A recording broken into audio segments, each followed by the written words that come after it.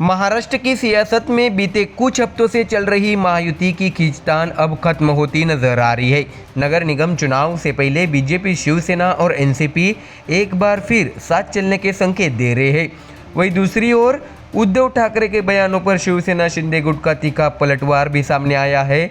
गठबंधन की मजबूती और विपक्ष पर हमले की ये पूरी तस्वीर देखिए हमारे इस खास रिपोर्ट में। दर्शकों, जानकारी दें कि महाराष्ट्र में सत्ता के गलियारों में लंबे समय से एक सवाल गूंज रहा था, क्या महायुति बिखरने वाली है? लेकिन अब इस सवाल पर विराम लगने लगा है। बीजेपी की महाराष्ट्र इकाई के अध्यक्ष रविंद्र चव्हाण ने साफ कर दिया है कि नगर निगम चुनाव से पहले किसी भी हाल में गठबंधन कायम रहेगा। चव्हाण का कहना है कि पार्टी के वरिष्ठ नेताओं का स्पष्ट निर्देश है, 31 जनवरी से पहले होने वाले अहम नगर निगम चुनाव में महायुति को एकजुट होकर मैदान में उतरना होगा। रविंद्र चव्हाण ने यह भी कहा है कि वरिष्ठ नेताओं ने हमें साफ कहा है कि नगर निगम चुनाव से पहले हर हाल में गठबंधन होना चाहिए। मुख्यमंत्री देवेंद्र फडणवीस और उप मुख्यमंत्री एकनाथ शिंदे के बीच इस मुद्दे पर विस्तार से चर्चा हुई है। ऐसे में दर्शकों, बीजेपी अध्यक्ष के मुताबिक बीएमसी समेत राज्य की 29 नगर निगमों के चुनाव जनवरी में संभावित है। हालांकि जिला परिषद चुनाव में देरी हो सकती है क्योंकि मामला फिलहाल हाईकोर्ट में है। ऐसे में गठबंधन को लेकर अंतिम सहमति बनाने के लिए खुद रविंद्र चव्हाण ने गुरुवार रात शिवसेना प्रमुख और डिप्टी सीएम एकनाथ शिंदे से मुलाकात की। मुंबई और ठाणे जैसे बड़े नगर निगमों के लिए पहले ही गठबंधन का फैसला ले लिया गया है, जबकि अन्य नगर निगमों के लिए अलग समिति बनाई जाएगी। तो वही दर्शकों, दिल्ली में भी महाराष्ट्र की सियासत पर मंथन तेज रहा। चव्हाण ने केंद्रीय गृह मंत्री अमित शाह से मुलाकात कर नगर निगम चुनावों और संगठनात्मक रणनीति पर चर्चा की है। महायुति में बीजेपी, शिवसेना और अजित पवार की एनसीपी शामिल है और अब संदेश साफ है, चुनाव से पहले मतभेद नहीं, मजबूती दिखाई जाएगी। तो वही दर्शकों, इधर विपक्ष की तरफ से पूर्व मुख्यमंत्री उद्धव ठाकरे लगातार उप मुख्यमंत्री पद को लेकर सवाल उठा रहे हैं। इसी मुद्दे पर शिवसेना मंत्री उदय सामंत ने नागपुर में प्रेस कॉन्फ्रेंस कर तीखा हमला बोला है। उदय सामंत ने कहा है कि उद्धव ठाकरे बार बार प्रेस कॉन्फ्रेंस कर सिर्फ भ्रम पैदा करने का काम कर रहे हैं। सरकार जनता के लिए काम कर रही है और ये लोग सिर्फ बयानबाजी में लगे हैं। उदय सामंत ने उप मुख्यमंत्री पद को असंवैधानिक बताए जाने वाले दावे को भी खारिज कर दिया। उन्होंने कहा है कि देश और राज्य में कांग्रेस के भी कई उप मुख्यमंत्री रहे हैं, तो क्या उद्धव ठाकरे उनसे भी इस्तीफा मांगेंगे? सामंत ने यह भी कहा है कि आज तक कितने उप मुख्यमंत्री रहे हैं, इसकी पूरी सूची मैं पढ़कर बताता हूँ। कांग्रेस के भी उप मुख्यमंत्री रहे हैं, तो क्या उद्धव ठाकरे उन्हें भी सलाह देंगे? तो वही ईवीएम को लेकर भी विपक्ष के आरोपों पर सामंत ने दो टूक जवाब दे दिया। उन्होंने कहा, जब जीत मिलती है तो ईवीएम सही और हार मिले तो वही ईवीएम गलत, ये कैसी राजनीति है? विपक्ष के नेता के चयन पर भी सामंत ने स्पष्ट कर दिया है कि यह फैसला विधानसभा अध्यक्ष का अधिकार है और भास्कर जाधव को नेता प्रतिपक्ष नहीं बनाया जाना चाहिए। ऐसे में दर्शकों, विदर्भ राज्य गठन के सवाल पर सामंत ने दोहराया कि शिवसेना की नीति वही है जो बालासाहेब ठाकरे की थी। उन्होंने नागपुर और गढ़चिरौली के तेजी से हो रहे विकास का भी जिक्र किया। नवाब मलिक के मुद्दे पर भी उन्होंने कहा है कि अगर बीजेपी किसी मुद्दे पर सही रुख अपनाती है तो शिवसेना उसका समर्थन करेगी। तो दर्शकों, साफ है कि एक तरफ महायुति नगर निगम चुनाव से पहले एकजुट होने की तैयारी में है, तो दूसरी तरफ उद्धव ठाकरे के बयानों पर सत्ता पक्ष का हमला और तेज हो गया है। और अब ये देखना होगा कि ये सियासी एकजुटता जमीन पर कितनी असरदार साबित होती है और मुंबई से लेकर महाराष्ट्र की नगर निगम राजनीति किस करवट बैठती है। तो दर्शकों, फिलहाल इस खबर में इतना ही। देश और दुनिया की बाकी और खबरें जानने के लिए जुड़े रहिए हमारे चैनल MDR न्यूज के साथ। धन्यवाद। महाराष्ट्र की राजनीति में शीतकालीन सत्र के आखिरी हफ्ते में सियासी पारा उस वक्त चरम पर पहुंच गया जब विधानसभा के भीतर उप मुख्यमंत्री और शिवसेना प्रमुख एकनाथ शिंदे ने उद्धव ठाकरे पर सीधा और तीखा हमला बोला है। जवाब एक प्रस्ताव का था, लेकिन अंदाज पूरी तरह चुनावी। शब्द ऐसे कि सत्र के साथ साथ आने वाले नगर निगम चुनाव की लड़ाई भी वही से शुरू हो गई है। दर्शकों, बता दें कि सदन में एकनाथ शिंदे ने फिल्मी अंदाज में सवाल उछाल दिया, मुंबई का खजाना लूटने वाला रहमान डकैत कौन है? इशारा साफ था और निशाना भी। शिंदे ने शिवसेना यूबीटी प्रमुख उद्धव ठाकरे को सीधे तौर पर घेरते हुए उन्हें रहमान डकैत बताया। दिलचस्प बात यह रही कि रहमान डकैत कोई असली किरदार नहीं बल्कि फिल्म धुरंधर का विलेन है, जिसे अभिनेता अक्षय खन्ना ने निभाया है और जिसे फिल्म में रणवीर सिंह का किरदार धुरंधर हरा देता है। दर्शकों, शिंदे यही नहीं रुके, उन्होंने भरोसा जताया कि आने वाले नगर निगम चुनाव में महायुति इसी रहमान डकैत को दफनाकर असली धुरंधर साबित होगी। सदन में ये बयान भले ही तालियों के साथ गूंजा हो, लेकिन बाहर इसकी गूंज सीधे बीएमसी चुनाव तक पहुंच गई है। शिंदे ने विपक्ष पर हमला बोलते हुए कहा है कि सरकार ने विकास और जनकल्याण के कामों का धमाका जारी रखा है, जबकि विपक्ष के पास सिर्फ बेबुनियाद आरोप लगाने के अलावा कुछ नहीं बचा। उद्धव गुट पर तंज कसते हुए शिंदे बोले, कुछ लोग नागपुर सिर्फ घूमने आते हैं, आज आना कल जाना, सेशन में एक सवाल नहीं एक मुद्दा नहीं। शिंदे ने कहा है कि इससे साफ होता है कि विपक्ष को जनता के मुद्दों से कितनी चिंता है। तो वही दर्शकों, डिप्टी सीएम ने उद्धव ठाकरे पर एक और बड़ा आरोप लगाते हुए कहा है कि उन्होंने कभी उप मुख्यमंत्री का पद खत्म करने की मांग की थी, लेकिन खुद जब मुख्यमंत्री बने तो अपनी कैबिनेट में यही पद रखा। शिंदे के मुताबिक ये बयान उनके प्रति बेचैनी और चीड़ का नतीजा है। तो वही दर्शकों, इसके बाद शिंदे ने मुंबई के लिए किए गए फैसलों की लंबी फेहरिस्त गिनाई। उन्होंने बताया कि मुंबई में 20,000 नॉन ओसी बिल्डिंग्स को राहत दी गई, पगड़ी प्रथा खत्म कर 13,000 इमारतों के रीडेवलपमेंट का रास्ता खोला गया, नेशनल पार्क के 25,000 कर्मचारियों को 5 किलोमीटर के दायरे में घर देने की योजना लाई गई, मिल लैंड रीडेवलपमेंट, सिडको के घरों की कीमतों में 10% कटौती और बड़े फ्लैट्स पर क्लस्टर रीडेवलपमेंट स्कीम। शिंदे ने दावा किया कि ये फैसले आम मुंबईकर की जिंदगी बदल देंगे। इसके साथ ही दर्शकों, शिंदे ने भावुक अंदाज में कहा है कि बाला साहेब ठाकरे का सपना था झुग्गी झोपड़ी में रहने वाले 40 लाख लोगों को घर देना, और उनकी सरकार उस सपने को पूरा कर रही है। 23 जनवरी को शुरू होने वाले बाला साहेब ठाकरे के जन्म शताब्दी वर्ष को उन्होंने श्रद्धांजलि बताया। लेकिन दर्शकों, शिंदे के इन तीखे हमलों का जवाब भी उतना ही तीखा आया। बीएमसी चुनाव के ऐलान के बाद शिवसेना यूबीटी नेता आनंद दुबे ने पलटवार करते हुए कहा है कि उनकी पार्टी पूरी ताकत से चुनाव में उतरेगी और एक बार फिर मुंबई महानगर पालिका पर भगवा झंडा फहराएगी। आनंद दुबे ने कहा है कि हमारी लड़ाई व्यक्तिगत नहीं है, लेकिन मुंबई को लूटने की कोशिश कभी सफल नहीं होने देंगे। उन्होंने दावा किया है कि भले ही सेना छोटी हो, लेकिन लड़ाई पूरी ताकत से लड़ी जाएगी और नतीजे सबको चौंकाने वाले होंगे। ऐसे में दर्शकों, शिंदे के रहमान डकैत वाले बयान पर भी आनंद दुबे ने तंज कसते हुए कहा है कि एकनाथ शिंदे आजकल ज़्यादा फिल्में देख रहे हैं। उन्होंने आरोप लगाया कि असली डकैती तो पार्टी तोड़ने और विधायकों की चोरी करने में हुई है। दुबे ने महायुति सरकार पर महाराष्ट्र में लूटपाट का भी आरोप लगाया। इतना ही नहीं, यूबीटी नेता ने यह भी साफ किया है कि मुंबई किसी की गुलामी नहीं बनेगी। चाहे उद्धव ठाकरे हो या राज ठाकरे, मुंबई को बचाने के लिए हर कोशिश की जाएगी। चुनाव को उन्होंने लोकतंत्र का उत्सव भी बताया। तो वही दर्शकों, एमएनएस के साथ संभावित गठबंधन पर आनंद दुबे ने संकेत दिए कि सीटों के बंटवारे पर 90% बातचीत हो चुकी है और नामांकन से पहले सारे मुद्दे सुलझा लिए जाएंगे। ऐसे में दर्शकों, गौरतलब है कि सोमवार को बीएमसी समेत 29 नगर निगमों के चुनाव की तारीखों का ऐलान हो चुका है। 15 जनवरी को वोटिंग और 16 जनवरी को नतीजे आएंगे।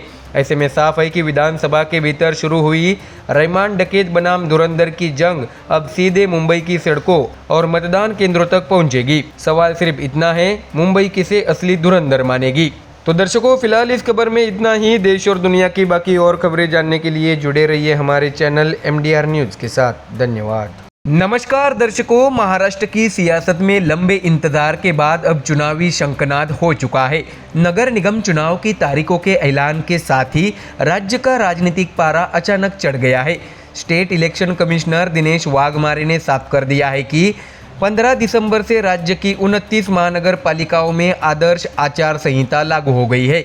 ये वही चुनाव है जो 2022 से टलते आ रहे थे और अब सुप्रीम कोर्ट की सख्त समय सीमा के तहत 31 जनवरी 2026 से पहले इसे पूरे किए जाने हैं। दर्शकों, जानकारी दे कि घोषणा के मुताबिक बीएमसी समेत सभी 29 नगर निगमों के लिए 15 जनवरी को मतदान होगा, जबकि नतीजे अगले ही दिन यानी 16 जनवरी को घोषित कर दिए जाएंगे। पूरे राज्य में 10,111 मतदाता केंद्र बनाए जाएंगे और मतदाता सूची के लिए 1 जुलाई 2025 की सूची का इस्तेमाल होगा। यानी प्रशासनिक तैयारी पूरी है और अब बारी सियासी रन की है। ऐसे में दर्शकों, बीएमसी चुनाव को लेकर विशेष तौर पर सियासी हलचल और तेज हो गई है। उम्मीदवार 23 दिसंबर से 30 दिसंबर तक नामांकन दाखिल कर सकेंगे, जबकि 2 जनवरी 2026 तक नाम वापसी की जा सकेगी। चुनाव चिन्हों का आवंटन 3 जनवरी तक हो जाएगा। साफ है कि नए साल की शुरुआत से पहले ही मुंबई की राजनीति चुनावी मोड में पूरी तरह शिफ्ट हो जाएगी। दर्शकों, दरअसल महाराष्ट्र के 27 नगर निगमों का कार्यकाल खत्म हो चुका है। ये चुनाव 3 साल पहले होने थे, लेकिन वार्ड परिसीमन और आरक्षण के मुद्दों ने प्रक्रिया को लगातार उलझाए रखा। अब सुप्रीम कोर्ट के निर्देश के बाद राज्य चुनाव आयोग ने चुनावी बिगुल बजा दिया है। इन सभी चुनावों में सबसे ज्यादा अहमियत बीएमसी को दी जाती है। वजह साफ है, बीएमसी देश का सबसे अमीर नगर निगम है। इसका सालाना बजट कई राज्यों के बजट से भी ज्यादा माना जाता है। 227 कॉरपोरेटर्स वाली बीएमसी सिर्फ मुंबई की नहीं बल्कि पूरे महाराष्ट्र की और राष्ट्रीय राजनीति की दिशा तय करने की क्षमता रखती है। यही कारण है कि हर सियासी दल यहाँ अपनी पूरी ताकत झोंकने को तैयार है। ऐसे में दर्शकों, अगर 2017 के बीएमसी चुनाव की बात करें तो मुकाबला बेहद दिलचस्प था। अविभाजित शिवसेना को 84 सीटें मिली थी, जबकि बीजेपी ने 82 सीटों पर जीत दर्ज की थी। कांग्रेस के खाते में 31 और एनसीपी को 9 सीटें मिली थी। उस वक्त मेयर की कुर्सी शिवसेना के पास गई थी, लेकिन अब हालात पूरी तरह बदल चुके हैं। शिवसेना और एनसीपी दोनों ही पार्टियां 2 गुटों में बटी हुई है। राज्य में फिलहाल देवेंद्र फडणवीस के नेतृत्व में महायुति की सरकार भी है, जबकि विपक्ष में महाविकास आघाड़ी मोर्चा मौजूद है। ऐसे में बीएमसी चुनाव सिर्फ नगर निगम का चुनाव नहीं बल्कि दोनों गठबंधनों के बीच ताकत की असली परीक्षा माने जा रहे हैं। ऐसे में अब इसी सियासी माहौल के बीच बीएमसी चुनाव से ठीक पहले एक बड़ा राजनीतिक घटनाक्रम सामने आया है। शिवसेना उद्धव बालासाहेब ठाकरे की पूर्व पार्षद तेजस्वी गोसालकर ने बीजेपी का दामन थाम लिया है। तेजस्वी गोसालकर उत्तर मुंबई के दहिसर विधानसभा क्षेत्र में शिवसेना यूबीटी की महिला शाखा की प्रमुख रह चुकी है और वह पूर्व विधायक विनोद गोसालकर की पुत्र वधू है। दर्शकों, तेजस्वी के बीजेपी में शामिल होने का समय बेहद अहम माना जा रहा है। उनके पति अभिषेक गोसालकर, जो खुद बीएमसी के पूर्व पार्षद थे, उनकी 2024 की शुरुआत में फेसबुक लाइव के दौरान गोली मारकर हत्या कर दी गई थी। इस सनसनीखेज मामले की जांच फिलहाल सीबीआई कर रही है। बीजेपी में शामिल होने के बाद तेजस्वी गोसालकर ने साफ शब्दों में कहा है कि उन्होंने शिवसेना यूबीटी में पूरी निष्ठा से काम किया, लेकिन अब वह अपनी नई पार्टी में और भी ज्यादा मेहनत करेगी। उन्होंने ये भी कहा है कि पार्टी उन्हें जो भी जिम्मेदारी देगी वह उन्हें पूरी ईमानदारी से निभाएंगी। साथ ही उन्होंने अपने पति की हत्या की जांच को लेकर नाराजगी भी जाहिर की। तेजस्वी ने कहा है कि सीबीआई की जांच धीमी गति से चल रही है और उन्हें उम्मीद है कि यह जांच जल्द से जल्द पूरी हो। गौरतलब है कि पिछले साल सितंबर में मुंबई हाई कोर्ट ने पुलिस जांच में खामियां पाते हुए इस केस को सीबीआई को सौंपा था। तेजस्वी गोसालकर 2017 से 2022 तक अविभाजित शिवसेना की पार्षद रह चुकी है। उन्होंने व्यक्तिगत कारणों का हवाला देते हुए उद्धव ठाकरे गुट से अपने पदों से इस्तीफा दे दिया था। विधानसभा चुनाव के दौरान उनके और उनके ससुर विनोद गोसालकर के बीच दहिसर सीट को लेकर मतभेद भी खुलकर सामने आए थे। ऐसे में दर्शकों, अब बड़ा सवाल ये है, बीएमसी चुनाव में क्या यह दल बदल बीजेपी के लिए गेम चेंजर साबित होगा और क्या बदले हुए सियासी समीकरणों में मुंबई की सत्ता का ताज एक बार फिर नई करवट लेगा? जवाब मिलेगा 16 जनवरी को, जबकि बीएमसी सहित महाराष्ट्र के नगर निगमों का फैसला जनता सुना देगी। तो दर्शकों, फिलहाल इस खबर में इतना ही। देश और दुनिया की बाकी और खबरें जानने के लिए जुड़े रहिए हमारे चैनल MDR न्यूज के साथ। धन्यवाद। लोकसभा चुनाव 2024 के नतीजों ने भारतीय जनता पार्टी को सबसे बड़ा झटका उत्तर प्रदेश में दिया है। 80 सीटों वाले इस सबसे बड़े राज्य में बीजेपी की अगुवाई वाली एनडीए की ताकत लगभग आधी रह गई। वहीं दूसरी तरफ इंडिया गठबंधन ने जबरदस्त उछाल मारा। अब इस सियासी झटके के बाद बीजेपी ने 2027 के विधानसभा चुनाव की तैयारी तेज कर दी है और इस बार मैदान में सिर्फ पार्टी नहीं बल्कि राष्ट्रीय स्वयंसेवक संघ भी पूरी ताकत के साथ उतरने जा रहा है।